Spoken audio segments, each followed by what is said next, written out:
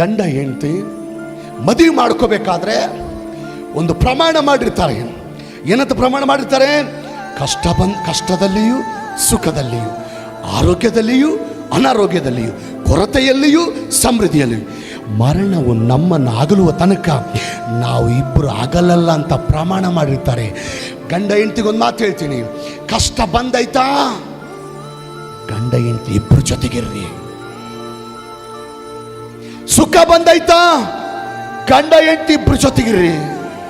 ಆರೋಗ್ಯ ಇದೆಯಾ ಗಂಡ ಹೆಂಡತಿ ಜೊತೆಗಿರ್ರಿ. ಅನಾರೋಗ್ಯ ಬಂದಿದೆಯಾ ಗಂಡ ಹೆಂಡತಿ ಜೊತೆಗಿರ್ರಿ. ಕೊರತೆ ಇದೆಯಾ ಗಂಡ ಹೆಂಡತಿ ಜೊತೆಗಿರ್ರಿ. ಸಮೃದ್ಧಿ ಇದೆಯಾ ಗಂಡ ಹೆಂಡತಿ ಜೊತೆಗಿರ್ರಿ. ಮರಣವೇ ನಿಮ್ಮನ್ನು ಅಗಲಿಸ್ಬೇಕ ಹೊರತು ಇನ್ನು ಯಾರು ಈ ಭೂಮಿ ಮೇಲೆ ಗಂಡ ಹೆಂಡತಿನ ಅಗಲಿಸಲಿಕ್ಕೆ ಅವಕಾಶ ಕೊಡಬೇಡ್ರಿ.